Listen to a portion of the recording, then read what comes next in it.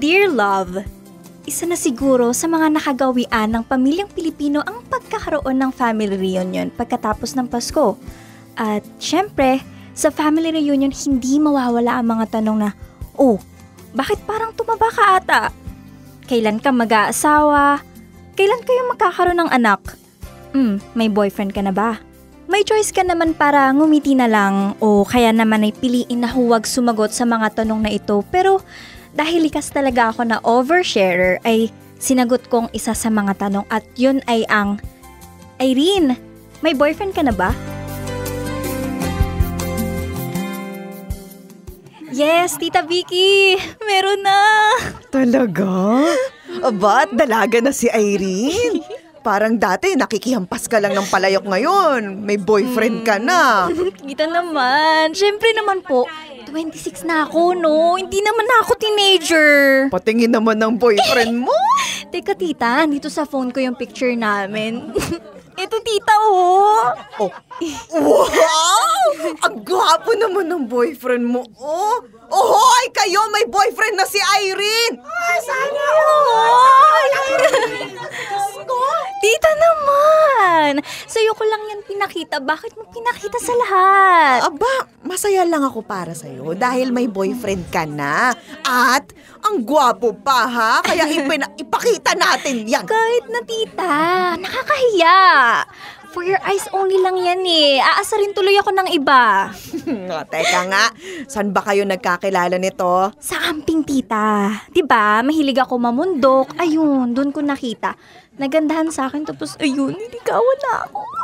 Ay, kanino ka pa naman ba magmamana ng kagandahan? Eh di walang iba kundi kay Tita Vicky? Oo naman, tita. Sa'yo lang talaga.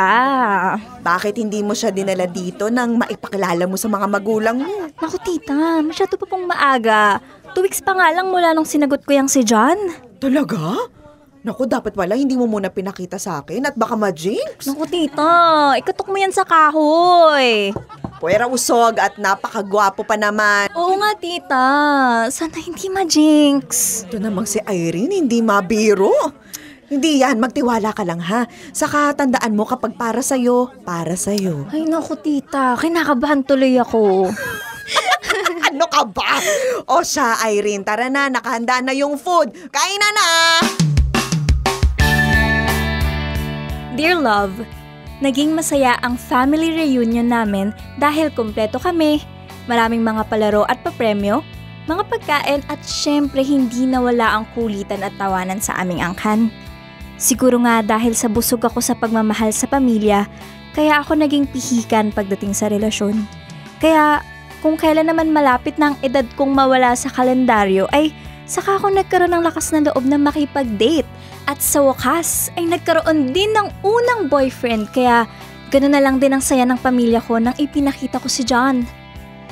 Hindi ko alam kung dahil ba siya yung unang boyfriend ko kaya natatakot akong mag-fail o kaya ay hindi man lang tumagal ng 3 buwan. Mahirap din yun sa part ko dahil ipinakilala ko na at ipinagmamalaki sa pamilya kahit wala pa man din kaming 1 buwan. Ika nga nila, huwag munang bilangin ng sisiw hanggat hindi pa nangingitlog ang manok. Pero hindi ko alam if counted pa din ba yun sa relasyon? Or baka napapraning lang ako. Pero ang mas ikinatatakot ko ay ang matakot bumitaw dahil natakot lang akong mapahiya kila tita. Kaya dapat ay mas bantayan ko ang emosyon ko.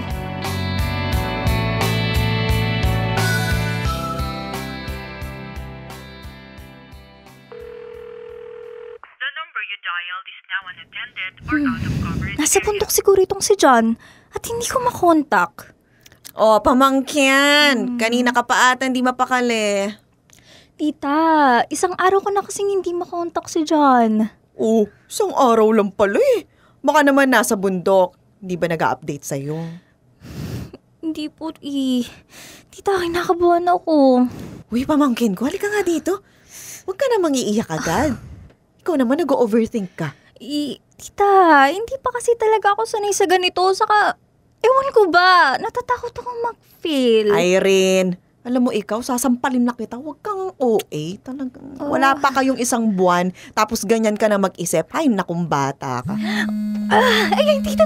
Si John! Tumatawag! Tingnan mo nga. O sige, iwan na muna kita dyan. Okay, tita. Hello, John? Irene, I'm sorry. Walang signal kanina sa biyahe. Nandito na ako sa Sagada. Mamaya aakyat na kami. Alam mo sana, nandito ka ngayon. Tsak, magugustuhan mo dahil malamig. Tsaka, ang ganda ng view. Gusto ko sana kaso ang dami kong workload sa bahay. Hindi ko naman kaya na umakyat dyan tapos nasa isip ko, trabaho. I understand. Kapag free ka nang umakyat, sabihan mo ako iset natin yan. Sure. Sige, ingat ka dyan ha. Ikaw din. I hope matapos mo yung mga workloads mo today.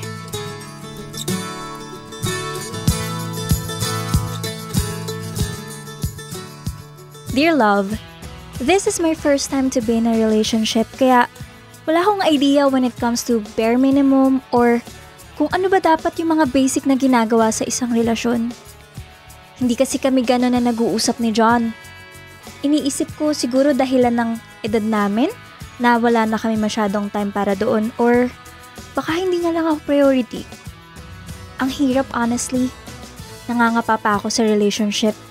Para akong bata na lagi naghihintay ng mga text or chat ni John at may certain time lang siya na magte-text sa akin at hindi niya ako ganong kinakausap or wala siya ganong tinatanong.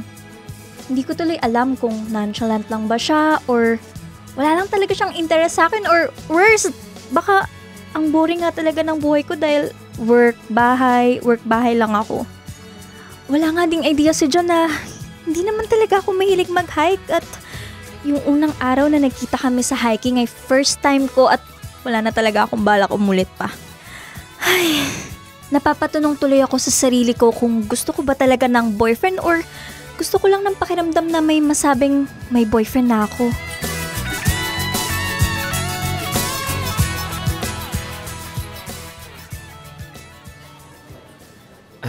Irene, thank you dahil dumating ka today.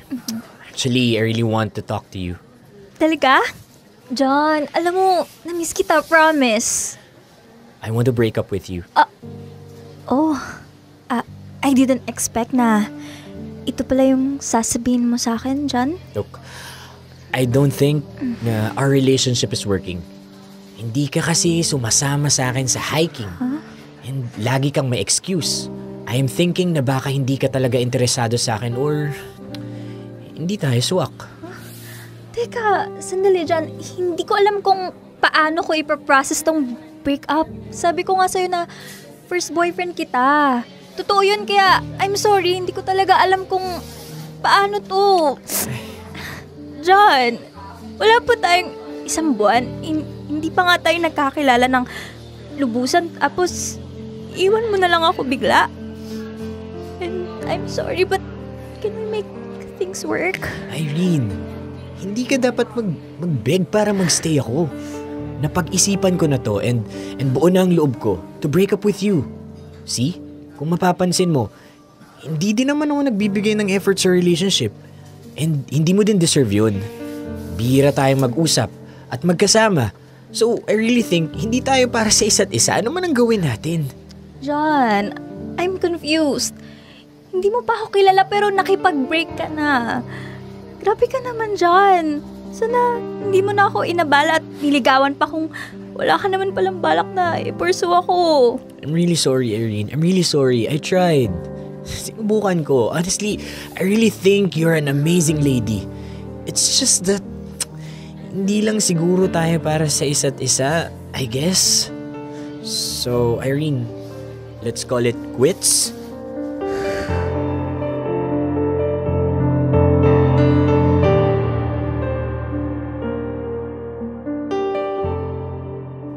Dear love, 3 buwan na mula nung maghiwalay kami ni John at hindi ko alam pero nakaramdam talaga ako ng hiya na aminin sa pamilya ko na wala na kami. Ayoko din namang magsinungaling na ako pa ang nakipaghiwalay kahit ang totoo naman ay si John. Kahit saglit lang na naging kami ay napapaisip pa rin ako. Boring ba ako? wala man lang akong hobby at hindi ako magaling makipag-usap. O baka I'm bound to be single for life. Ay, ang daming naglalaro sa isipan ko after ng breakup. Hindi ko matanggap ang nangyari, lalo na ang kahihiyan na parang nalilimos ako sa atensyon. Ipinagmalaki ko pa talaga agad siya sa pamilya knowing na wala pa nga pala akong pinangahawakan. Nakakahiya talaga. Iniwan ako ni John na punong-puno ako ng tanong sa sarili ko kung worth it ba ako na magkaroon pa ng boyfriend? Nakakahiyang aminin na wala na kami.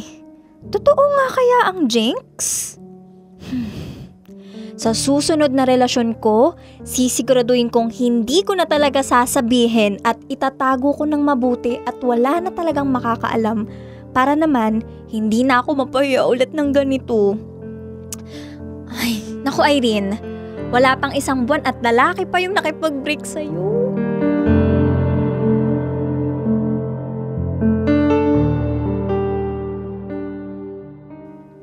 Irene, ang tagal na mula nung huli mong akit ng bundok ha. Ano, napagod ka na ba? Oo tita, hindi pala para sa akin yung hiking. Nakakapagod. Paano yan? Hiking din yung hobby ng boyfriend mo, di ba? Oo tita, favorite niya yun. Tapos ikaw, halos 4 na buwan ka nang hindi lumalabas ng bahay. Gusto mo sumama ka kay Ate Jinky mo. Naku, yung anak ko na yon, parang sirena na ayaw nang umahon sa dagat at mahilig mag-free diving. Kulang na nga lang ay tubuan ng hasang. Baka kung hindi ka para sa bundok, ay para ka sa dagat. Thank you tita, pero ang dami ko po kasing workload. Hindi siguro ako mag-i-enjoy. Baka habang sumisisid ako, iniisip ko pa yung trabaho, mainom ko ang lahat ng tubig sa dagat. Ikaw, naiintindihan ko na priority mo yung trabaho mo. Pero wag mo din namang pagkaitan yung sarili mo na matuto ng ibang bagay ha. Sumubok ka ng sumubok ng ibang mga paglilibangan at kumilala ka ng ibang tao. Pamangkin ko, lawakan mong mundo mo. Thank you Tita Vicky sa palagi mong papupush sa akin. Saka naiintindihan mo ako palagi. Aboy, syempre naman. Ikaw ang pinakamamahal kong pamangkin. Higit sa lahat, kamukha kita. True. Alam mo, Irene, kahit hindi mo sabihin sa akin, nararamdaman ko na may itinatago kang lungkot. Huwag kang mahiya na ilabas yan. Ang sabi ko nga sa'yo, kapag para sa'yo, para sa'yo. Kahit itago mo pa yan sa akin, sa magulang mo or sa publiko, hinding-hindi yan mawawala sa'yo. True love never fails, and if it fails, it wasn't love. Ano, tama bang hinala ko na break na kayo ni John? Opo, tita. Pasensya na po at matagal kong itinago sa inyo. Nahihiya po kasi ako aminin na hindi man nang tumagal yung relasyon namin tapos may nakilala ko agad. Walang masama doon, Irene. Ngayon, nasa sayo ang desisyon kung ililihim mo ba yung susunod mong relasyon o hindi. Pero lagi mong tatandaan na hindi napapagod ang tunay na nagmamahal. Kaya mabuti na lang din at maaga pa lang ay natapos ng relasyon nyo. Ang mahalaga ay walang gaanong nasayang na oras. Mas pagtuunan mo ngayon ang sarili mo, pamangkin, at piliin mong mabuti yung taong mamahalin ka at tatanggapin ka ng buong buo. Nako, hindi totoo yung jinx na yan. Anong laging sabi ng Tita Vicky? Kapag para sa'yo, para sa'yo. Cause someday someone's gonna love me the way I wanted you to need me. Someday someone's gonna take your place. One day I'll forget about you. You'll see. Dear love, gumaan ang pakiramdam ko nang inamin ko na hindi nag-work ang relasyon ko kay John. Maituturing ko na kahit saglit lamang iyon ay natutunan ko naman na maging mapili sa susunod kong relasyon. Mas maging mapanuri at siguraduhin ko muna at subukan kung talagang seryoso at tanggap ako ng lalaking susubok na maligaw sa akin. Patuloy ako magiging ako dahil alam kong darating din ang lalaking para sa akin. Sa ngayon ay mas pagtutuunan ko muna ng pansin ang aking trabaho dahil isa ako sa candidate for promotion at masasabi ko na na-e-enjoy ko talaga ito. Now I know someday someone's gonna love me the way I wanted you to need me. Someday someone's gonna take your the sun shining. Now I know right now. One day I'll forget about you. You'll see I won't even miss you. Someday, someday.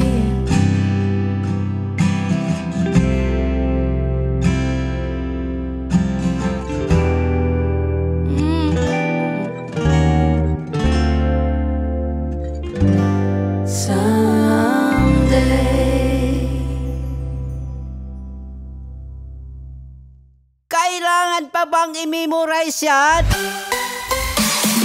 Love Radio. Basic!